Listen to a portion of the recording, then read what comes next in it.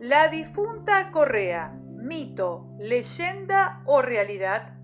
Tanto la provincia de San Juan como la iglesia se han portado bien con la difunta Correa y su pueblo creyente.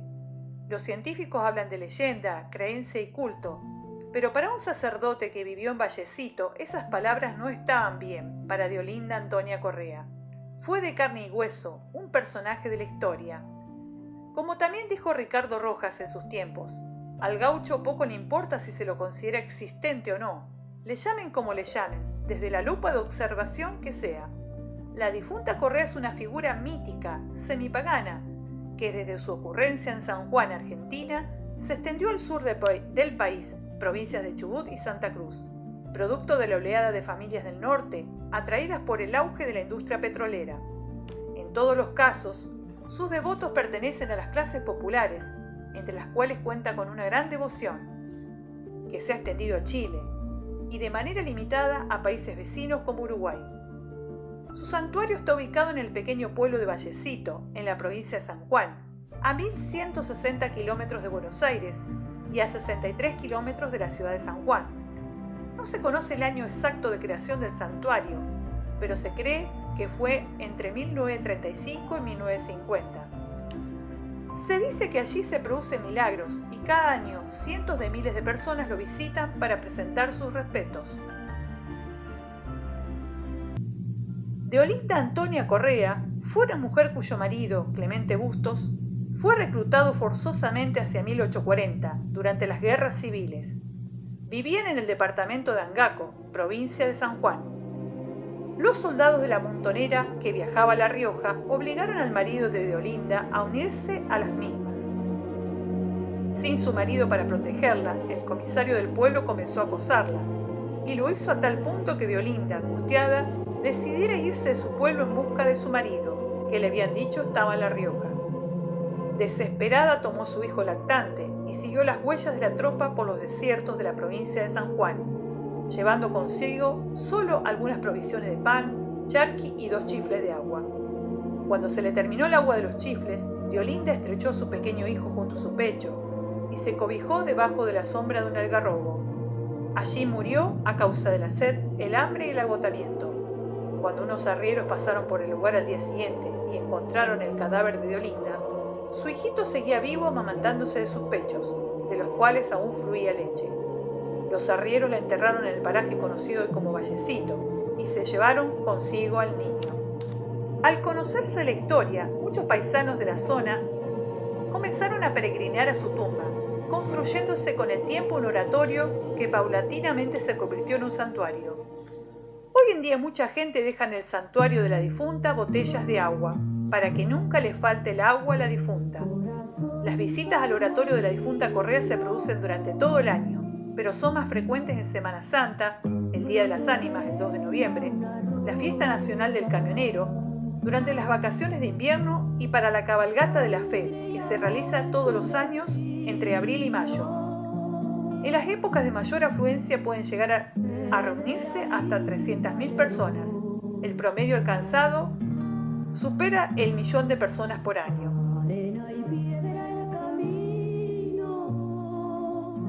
En la época que ella murió, nuestro país aún joven tuvo muchas guerras, muchos desencuentros que tuvieron víctimas inocentes que lo único que querían era vivir en paz con sus seres queridos, nada más.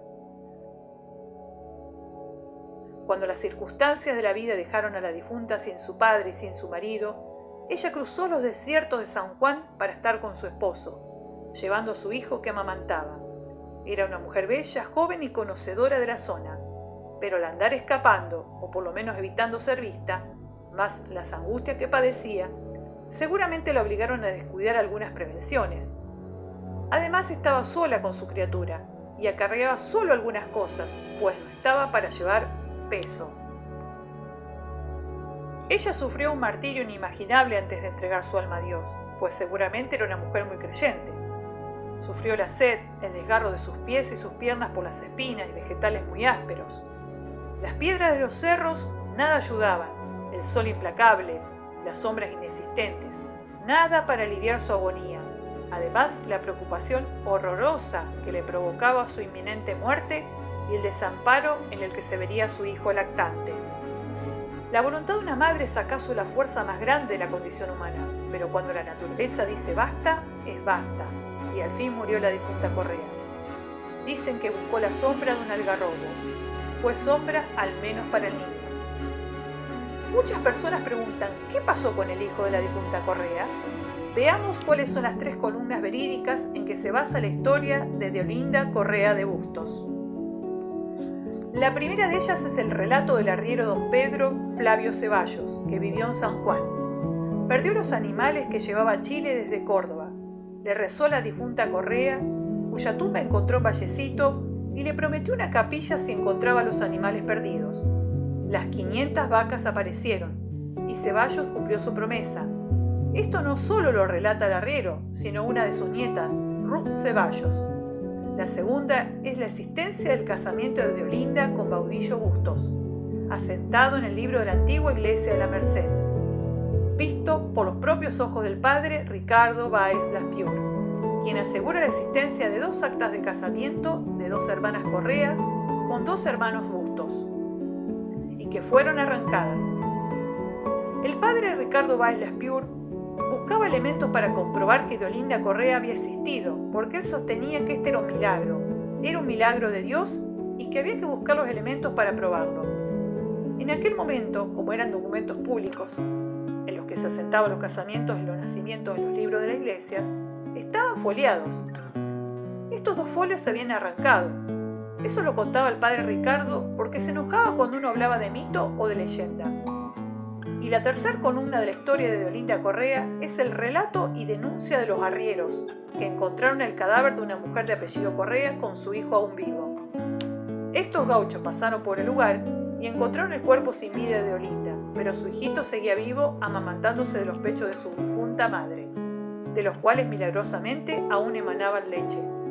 Los arrieros la enterraron en el paraje conocido como Vallecito y se llevaron consigo al niño. Esto es todo lo que sabemos a través de los relatos. Los gauchos hicieron una especie de denuncia o comunicaron al comisario de Caucete. Suponemos todo lo ocurrido. Imaginemos que allí se decidió quién cuidaría a ese bebé. También imaginemos que uno de los gauchos decidió quedárselo en adopción. Lo más normal es que lo asentaría con un nombre sugerido por su familia y su propio apellido, de manera tal que si el niño vivió, creció, fue grande y tuvo descendencia, no lo sabemos ni lo podríamos rastrear. Recordemos que esto sucedió en 1840 o 1841, es decir, hace más de 180 años. Investigamos que en esa época en San Juan no existía la actual división departamental, y todo lo que estaba más allá del río San Juan era denominado Angaco, posesión del antiguo cacique Huarpe. Todo lo que hay comenzó con aquella primera capilla que construyó don Pedro Flavio Ceballos, en el milagro de las cuestas de las vacas.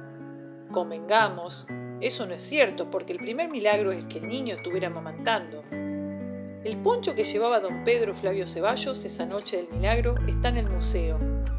Otro hecho importante también es que los viejos empleados que ya no están, son ellos los que comentan dónde están las grutas, dónde encontraron los huesos, la osamenta de la difunta, dónde la bajaron y la enterraron poniéndola en un cajón y haciendo un bloque grande de hormigón, que es la capilla número 1. 2.800.000 personas todos los años frecuentan el santuario de la difunta Correa. Hay algo que esa fe, ese río de fe, esa gente nos está diciendo a todos nosotros. Las creencias son para tomarlas en serio. Por otra parte, ¿cuántas novias, cuántos enfermos, cuántas personas que han aprobado un examen o llegado al término de su carrera se llegan hasta la difunta Correa? A veces también a la Capilla del Carmen, que fue pensada justamente por Monseñor Rodríguez, justamente al lado del santuario de la difunta, para recoger toda la fe mariana de nuestro pueblo sanjuanino. ¿Qué opina un sacerdote de este culto? Yo no sé si creen en la iglesia, pero creen en Dios y creen en un Dios que es también dador de vida. La iglesia dice que no hay mayor amor que dar la vida por alguien. Y la Deolinda dio la vida por su hijo y la dio en otro beneficio, que es la fidelidad de su matrimonio.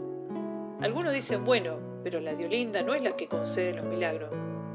Seguro ella no, pero si nosotros creemos en la iglesia purgante y rezamos por nuestros seres queridos difuntos, Diolinda, que también es difunta, puede ser que esté a su manera intercediendo ante Dios para conceder las gracias que les pedimos. Hay algunos intentos de algunas personas, grupos, en institucionalizar más todavía la fe en la difunta Correa, pensando quizás en un eventual reconocimiento oficial por parte de la Iglesia. Para el imaginario colectivo, para el sentir popular, ya está beatificada de alguna manera. Lo que sucede es que todo proceso institucional de beatificación en la Iglesia Católica tiene un largo recorrido de documentación, y en eso es lo que se tendría que trabajar mucho más todavía. La gente que muere en Dios y se fue siendo buena en su vida, se convierte en santo para muchos. Interesa muy poco si lo ponen en un altar o no. La difunta Correa también existe. Entonces, ¿por qué no poder creer que ese alma pueda interceder por nosotros? Testimonios de algunos devotos. Una de ellas dice así: mi creencia en la difunta Correa viene porque en el 97, 98, una de mis hermanas, yo venía con ella en el mismo auto, se fue de la difunta Correa estafando a la señora del kiosco. Y cuando nos fuimos tuvimos un accidente que nos llevó por delante un auto a las 4, y cuando llegamos al hospital de Caucete, empezaron a decir de que es porque seguramente nos habíamos ido de la difunta Correa robando algo. Mi mamá hizo la promesa, bueno, mi hermana la más grande quedó paralítica en ese momento, y mi mamá hizo la promesa que si mi hermana caminaba, ella iba a subir de rodillas, y de ahí más o menos empezó a hacer la creencia dentro del seno familiar, porque mi hermana caminó, vimos, pagamos el refresco que supuestamente nos habíamos robado, pero que no le habíamos pagado a la señora del kiosco, y a partir de ahí mi hermana caminó. Otro devoto dijo: vengo a cumplir una promesa que mientras tenga vida voy a agradecer siempre, porque mi señora no podía tener hijos, me ha dado una hija. Es el segundo año que venimos, porque va a cumplir 2 años ya la niña, y mientras tenga vida voy a venir a agradecerle. En definitiva, esta es la historia de una madre que no dejó de luchar por unir la familia, que nunca se entregó ante los avatares de la vida. La difunta Correa había sido requerida de amores. Estando casada era acosada por el comisario de la zona. Entonces ella prefirió el camino del riesgo de la muerte. Y eso explica por qué se fue con el hijo.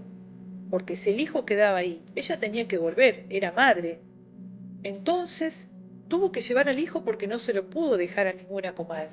Imposible, porque tenía que volver por él mismo. Entonces, y ahí la iba a tomar ese hombre, que la acosaba. Hoy parece una locura encarar un desierto como toda esa parte de San Juan sin conocer, sin un vaquiano, porque a pesar de ser un desierto tiene muchas aguadas. Pero siempre el que iba era un vaquiano, que sabía cómo llegar, en qué tiempo y qué hacer. Esta mujer sola se largó con nada más por el solo hecho de querer encontrar a su marido y unirse con él y su hijo. Por un sendero de arena del viejo San Juan va perdida Diolinda. ¿Hasta dónde llegará con su niño? Acuesta su soledad. Un dato llamativo. El golpe militar del 76 fue el 24 de marzo. El 15 de mayo de ese año, el obispo de San Luis declara ilegal el culto de la difunta Correa. Entonces, los militares querían pasar la topadora por el lugar. Querían y amenazaban destruir todo y hacer desaparecer ese lugar, porque a su criterio eso no condecía con las cosas de la Iglesia Católica.